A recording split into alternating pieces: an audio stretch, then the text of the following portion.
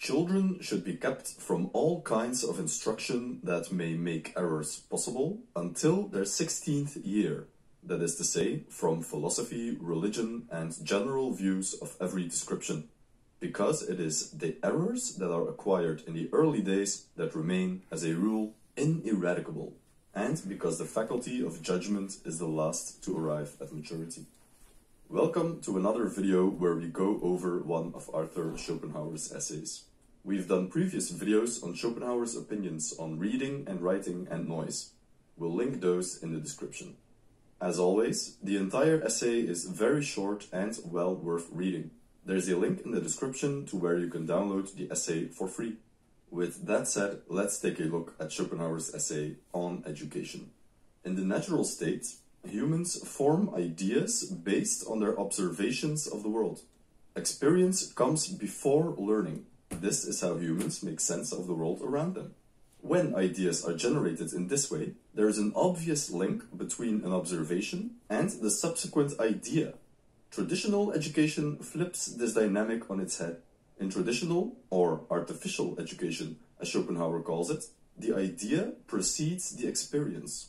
Artificial education is having one's head crammed full of ideas, derived from hearing others talk, from learning and reading, before one has anything like an extensive knowledge of the world as it is and as one sees it. What happens when you learn the ideas, before you have the necessary experience, is you will apply those ideas wrongly as soon as you step out of the classroom into the real world. And so it is that education perverts the mind. And this is why, after a long spell of learning and reading, we enter the world, in our youth, with views that are partly simple, partly perverted.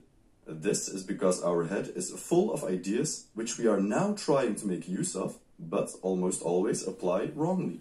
The teacher is busy cramming the head of the student full of ideas, instead of teaching the student how to think in the first place. Children will then grow up with a worldview that is based on hearsay and opinion, and they are rarely equipped to handle the real world. Children are submerged in a ready-made apparatus of opinion and prejudice, and if the real world conflicts with this web of ideas, which is bound to happen as the child grows up, then he will not change his opinion, but rather lash out at the world instead. Although lacking the proper term, Schopenhauer is describing here what we would call cognitive dissonance today. He has never attempted to abstract fundamental ideas from his own observations and experience, because he has got everything ready-made from other people. And it is for this very reason that he and countless others are so insipid and shallow. And even if they are thought things that are objectively correct, they do not know why it is correct.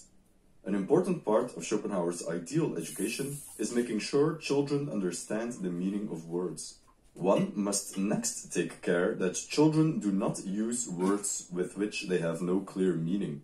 Even children have, as a rule, the unhappy tendency of being satisfied with words instead of wishing to understand things, and of learning words by heart, so that they may make use of them when they are in a difficulty. This tendency clings to them afterwards, so that the knowledge of many learned men becomes mere verbosity. This fits neatly into Schopenhauer's main point, that education should seek to put observation before ideas and thus mimic the natural way in which humans learn things. However, Schopenhauer also notes that during youth, our faculties of judgment are not yet fully developed. This is why he proposes that in the first years of a child's education, there will be no subject matter that falls into the category of what we call the humanities today. So there is no room for philosophy, religion, or matters of opinion. Until age 16, a child should be taught only those subjects in which objective errors are possible. For example, mathematics or languages. Schopenhauer also mentions history, but only the kind of history that is concerned with memorization, such as remembering dates. The added benefit of this approach, says Schopenhauer, is that our memory is the strongest during our youth, and those things we memorize when we are young, we often remember for life. Therefore, it's of great importance that these youthful years are used to let children soak up as much quality information as possible.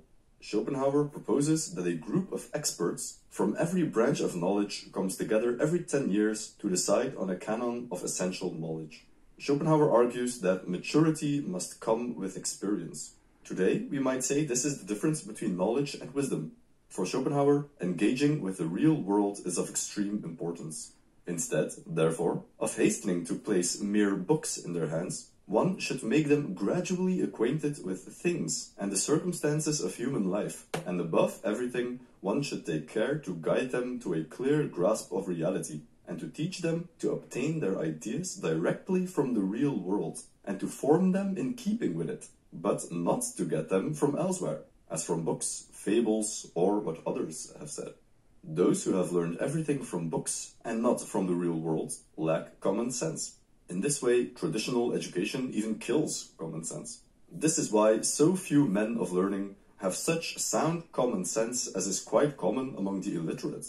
If you've watched our video on Schopenhauer's rules for not reading, you'll have noticed some similarities here. As always, Schopenhauer is remarkably consistent. Even in his main philosophy, he stresses the importance of engaging with the real world, of learning about the natural sciences, of making observations in nature to become a better philosopher. And in education too, children should spend more time in nature and getting to know life, instead of getting to know books. What do you think about Schopenhauer's assessment? Do you agree? Or do you think children should be taught philosophy very early on in their educational career? Let us know what you think in the comments. We're curious to hear your opinion. Again, if you want to read the entire essay for yourself, you can download it for free from the link in the description. If you want more Schopenhauer, you can watch our big video on his main work, The World as Will and Representation. Or you can watch our analysis of another essay of his on authorship and style on how to become a better writer. Thank you for watching, and we'll see you in the next one. I completely agree.